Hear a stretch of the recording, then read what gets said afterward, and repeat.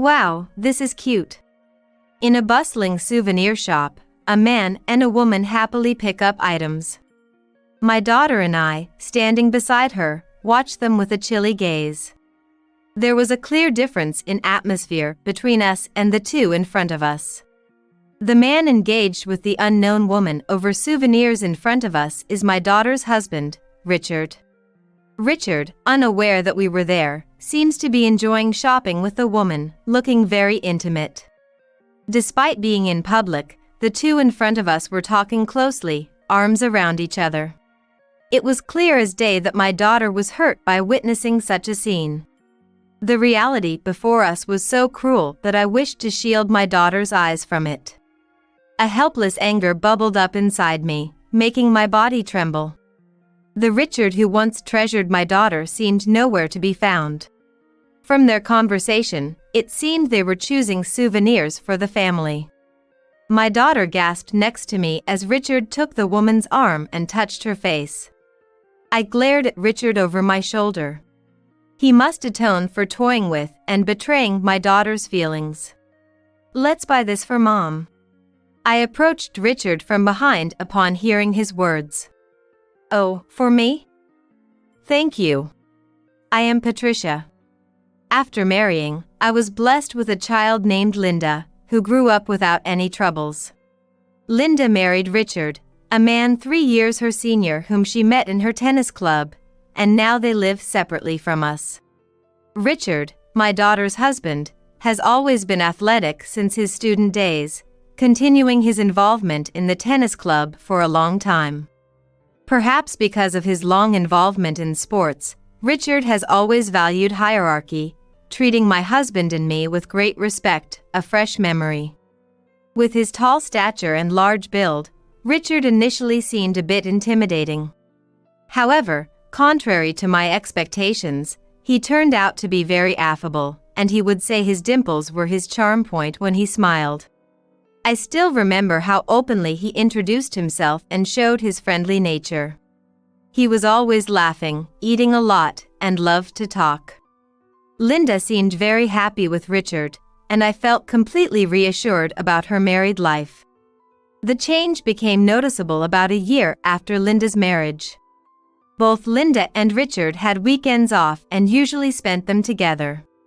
However, Linda started visiting our house more frequently on her days off.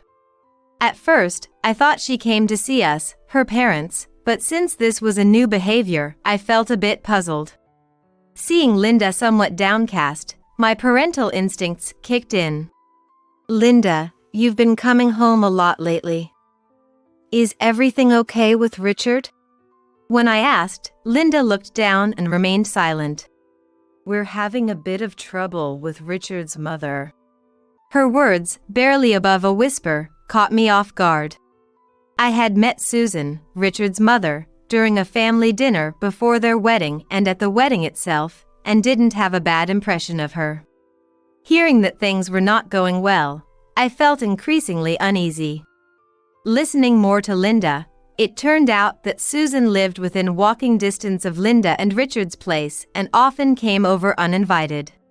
She would nitpick Linda's housekeeping and cooking, leaving after making snide remarks.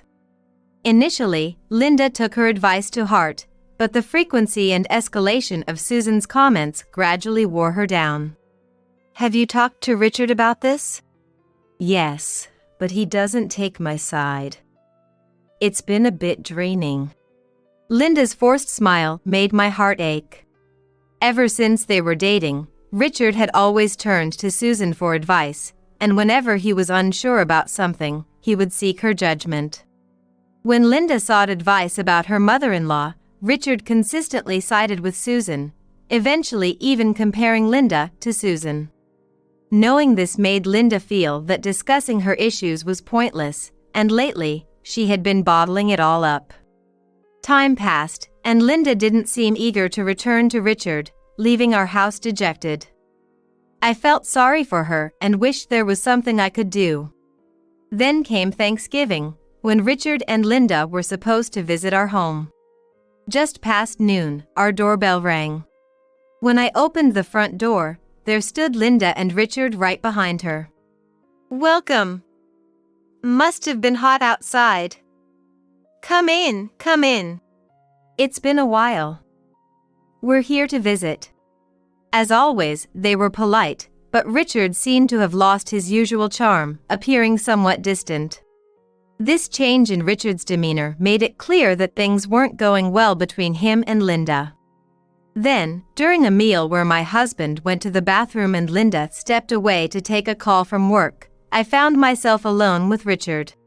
Perhaps out of boredom, Richard was poking at the cake we had for dessert. Seizing the moment, I decided to ask Richard directly. Lately, Linda has been visiting us quite often and seems a bit down. Do you know anything, Richard? I deliberately avoided mentioning the mother-in-law issue, just to see Richard's reaction. Richard seemed to know what I was referring to. He looked uncomfortable and quickly averted his eyes. No, not really sure. I've been so busy with work lately, I haven't had much time to spare. Richard's evasion of the topic only heightened my suspicion. I wanted to press further, but had to drop it as my husband returned shortly after. In front of us, Linda seemed to be trying hard to not worry us, putting on a brave face. Thanksgiving passed, and Linda's birthday was approaching. Before her marriage, we would celebrate with a family dinner or take a family trip on her day off. However, since she started dating Richard, he would take the day off to celebrate her birthday. After her birthday, Linda would always happily tell me about what Richard did for her and the gifts she received. The relationship between them during Thanksgiving didn't seem as happy as she portrayed. I hoped that Richard would take the day off for Linda's birthday this year too, and maybe their strained relationship would improve. Then, the day before Linda's birthday. Unfortunately, it had been raining since morning, and the forecast predicted rain all day. I hoped for clear weather for Linda's birthday tomorrow, wondering what Richard had planned for her as my husband and I discussed it. We had already picked out Linda's birthday gift and were just about to message her when the doorbell rang. At 8 p.m. It was unusual to have visitors at this time, and I couldn't shake off a bad feeling. Pushing aside my vague apprehension, I hesitantly opened the front door. There stood Linda, drenched from the rain. Linda! What are you doing out there? You're soaked! Come in right now. I pulled her arm in a panic, forcing her inside. Linda looked like she was on the verge of tears, dripping water everywhere. My husband, coming from the back upon hearing my frantic voice, was also surprised to see Linda. I took a towel he brought over and draped it over Linda's head. Though it was hard to tell because of the rain, Linda was indeed crying, her shoulders shaking with sobs. As I gently wiped her head with the towel, I immediately suspected something had happened between her and Richard. After drying her off a bit, I urged Linda to take a bath, prioritizing warming her up over getting to the bottom of things. Linda obediently went to the bath, and 15 minutes later, she emerged into the living room with a calmer expression. Yet the reason for her tears lingered in my mind, stirring a sense of dread. I'm sorry for worrying you.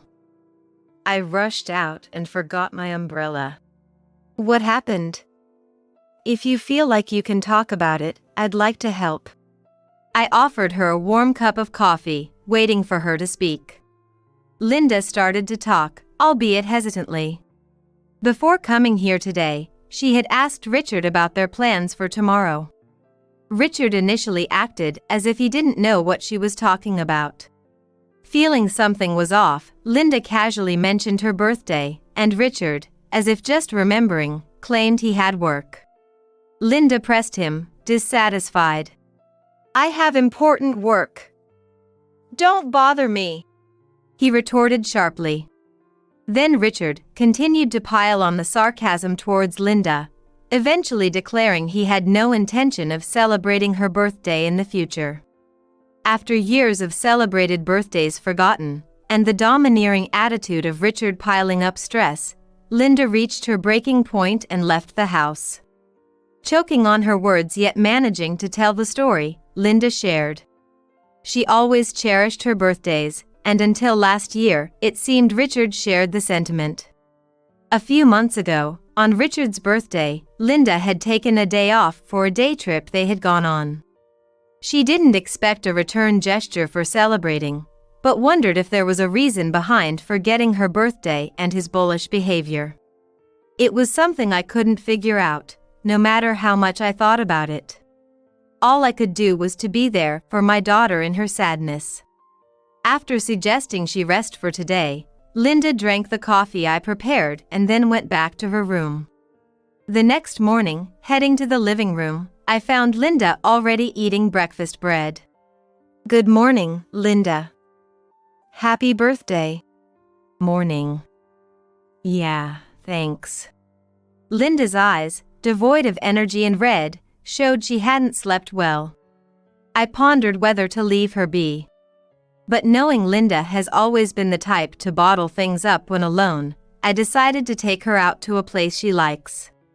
"Hey Linda, how about we go grape picking, something you love?" "Grape picking? Really?" Before her marriage, birthdays often involved family trips to eat her favorite grapes. Hearing the name of her favorite, Linda's face brightened a bit.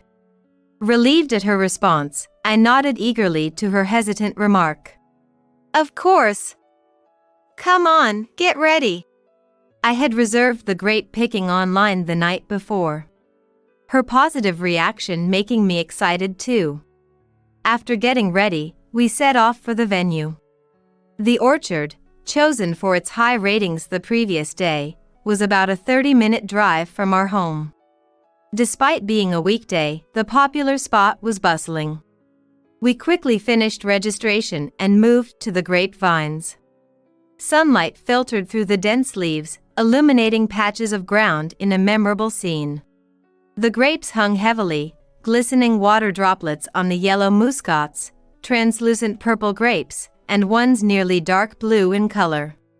The variety was stunning, and we marveled at the sparkling scene before us. Then, the fragrance of fresh fruit tickled our noses. I took a deep breath, savoring the fruity scent. Looking at Linda, she seemed to be doing the same, enjoying the crisp air. Relieved, I began selecting grapes to eat. Linda chose a rare variety. Her love for grapes evident in her knowledge of types and characteristics, delighted to find her preference. Picking a bunch, Linda tasted a grape. Instantly, she placed her hand on her cheek, eyes closed, savoring the flavor. "It's delicious. Freshly picked is really special, isn't it?" Seeing my daughter's joyous expression made me smile. After finishing hers, Linda helped choose grapes for me, lively explaining their features and tastes. Matching my preferences with the available grapes, I chose a muscat. Its distinctive aroma whetted my appetite. And I too savored the sweet fruit. "Yes, it's really delicious." Linda looked pleased at my words, then suggested we explore more. I happily agreed, and we continued our grape discovery. The orchard boasted a wide variety of grapes, prominently featured on their website as a strength. From small, common grapes to large, perfectly round ones, and even unusually long ones that made you wonder if they were indeed grapes. With many types not seen in supermarkets, Linda observed them with curiosity, tilting her head and changing angles. Watching her engrossed made me glad I brought her grape picking today. How much time had passed? I wondered, looking around to find Linda was gone. It seemed we had both become too engrossed and lost track of each other. Glancing around, I noticed Linda was quite far away, intently observing the grapes. She seemed unaware of our distance, looking up. It had been a while since we'd been grape picking, so I decided to wait a bit longer before calling out to her, wanting her to enjoy the day to the fullest. Then, I heard a couple, presumed to be nearby, making some noise. Listening to their conversation while observing the grapes, it appeared the man, being tall, had bumped his head on the grapes. That moment brought back an old memory of mine. It was before Linda and Richard's wedding, during a family dinner. The restaurant chosen by Linda and Richard had a low entrance, and Richard, being 6 feet 3 inches tall, had bumped his head on the entrance. Ah, man. Being tall can be such a hassle. I remembered Richard's pained reaction and Linda's worried yet laughing face, which made me smile. Then, hearing a familiar phrase, I turned around reflexively. Suddenly, I was so shocked I couldn't move. People bumped into me as I stood still, but I was too focused on the person ahead to care. There was Richard, seemingly enjoying grape picking with an unfamiliar woman. I thought I was mistaken, but the voice I had heard earlier sounded just like Richard's. I hadn't considered Richard being here, so I didn't recognize him by voice alone, but seeing his face made it all too real. Sweat formed in my palm, clenched unconsciously. Richard hadn't noticed me, and I approached from behind, hoping not to be seen. I wanted to believe it wasn't Richard. But seeing the dimple on the man's smiling face dashed any faint hope I had.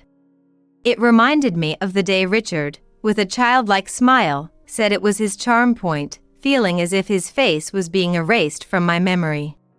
The woman next to Richard appeared to be 2 to 3 years younger than Linda, shorter, with about a foot's height difference between them. Her cute dress and trendy curly hair made her look even younger. Linda, being 5 feet 7 inches tall, didn't have much of a height difference with Richard. Preferring pants over skirts, unlike the woman beside Richard now. Before. I guess it's because we're not much different in height, but people often mistake us for siblings rather than a couple. Linda had said with a hint of sadness, making me feel even more uncomfortable with the two before me. If I didn't know Richard, I might have thought they were a perfect couple. Everyone around probably thought they looked great together, given their cozy mood. Richard and the woman were feeding each other and getting extremely close, not something you'd expect just friends to do. And, most importantly, Richard was supposed to have told Linda he was working yesterday. I couldn't quite grasp the situation and just stared at Richard and the woman. Then, Richard leaned in and kissed the woman. I shuddered at the moment. Anger welled up in me, seeing Richard spending time with another woman on a day he had canceled plans with Linda, claiming it was for her birthday. Looking back to where Linda had been, she was walking away, her back turned to me. I took out my mobile phone from my bag and captured a photo of Richard arm in arm with the woman. Holding the phone tightly after taking the photo, I glared at Richard from a distance, who was touching the woman more than necessary, and went back to looking for Linda. I was able to reunite with Linda shortly after. Seeing how genuinely happy and satisfied Linda looked, I hesitated to tell her about Richard.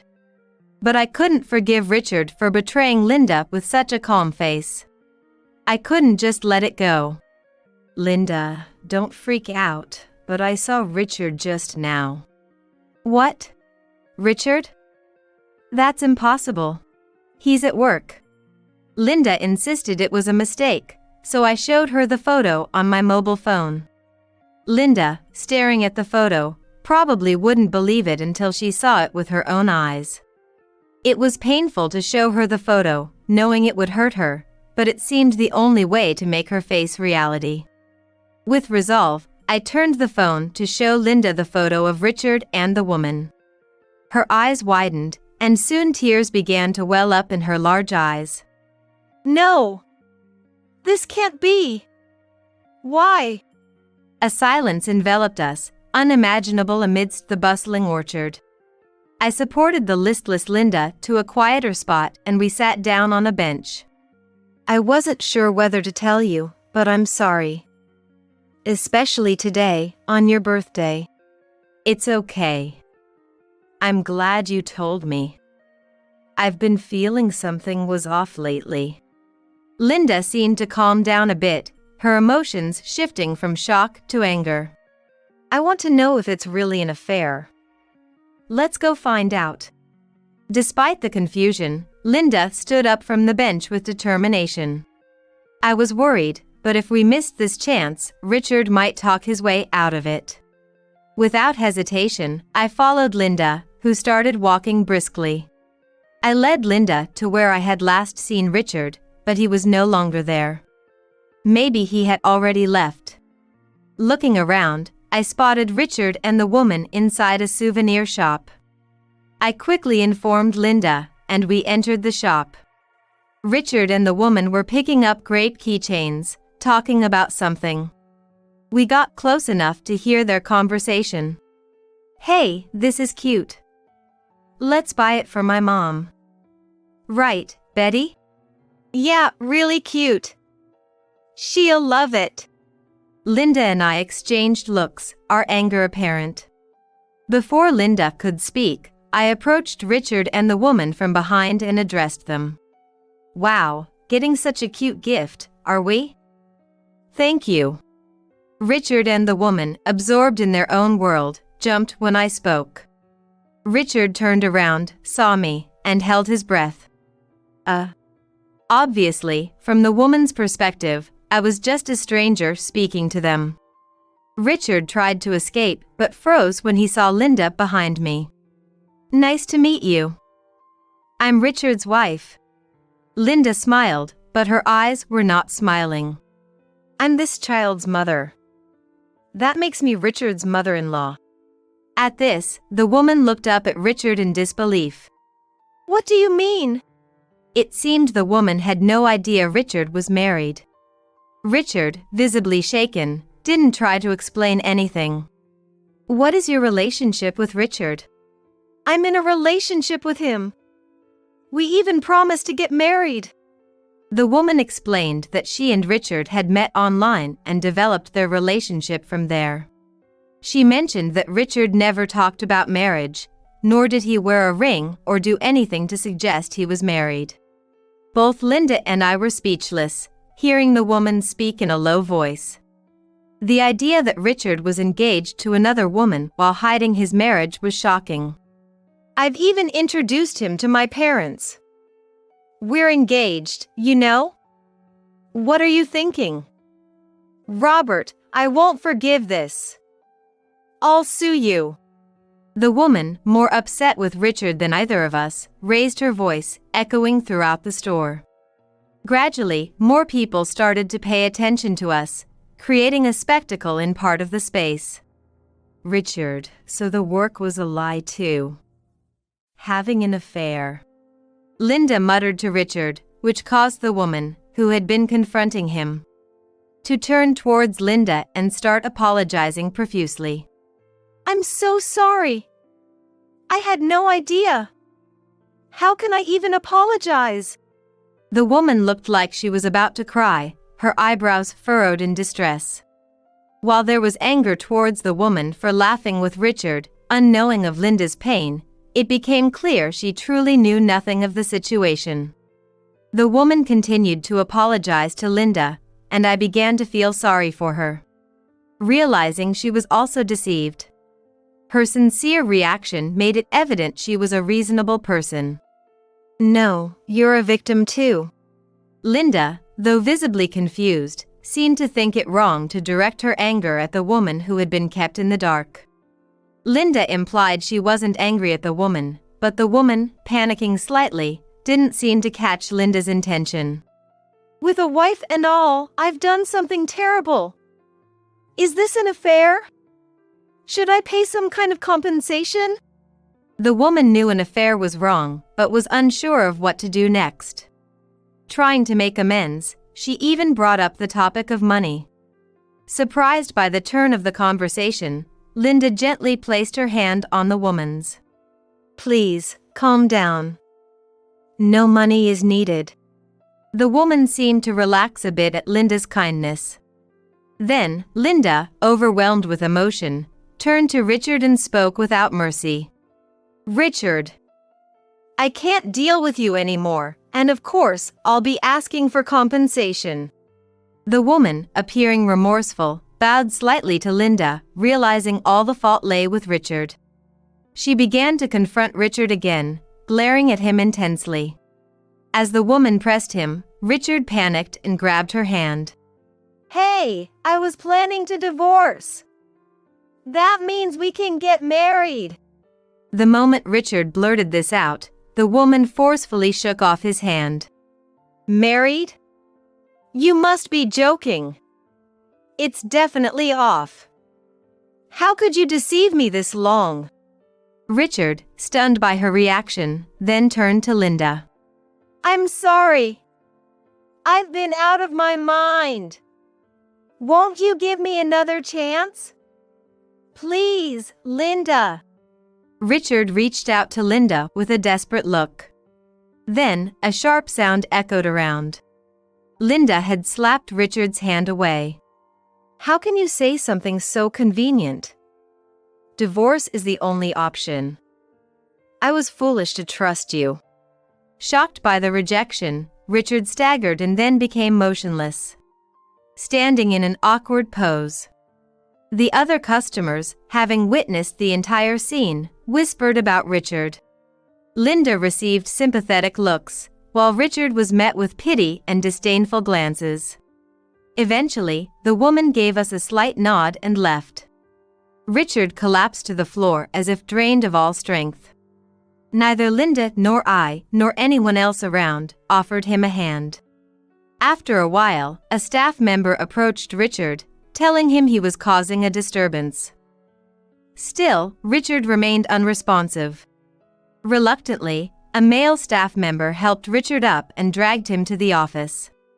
The sight of an adult being led away like that was undignified, eliciting scornful laughs from the onlookers. We watched Richard with cold eyes and left the orchard behind us. Afterward, Richard ended up paying compensation to both Linda and the other woman, and somehow agreed to the divorce with Linda. Richard must have been struggling financially because of the compensation to both Linda and the affair partner, but that was none of our concern.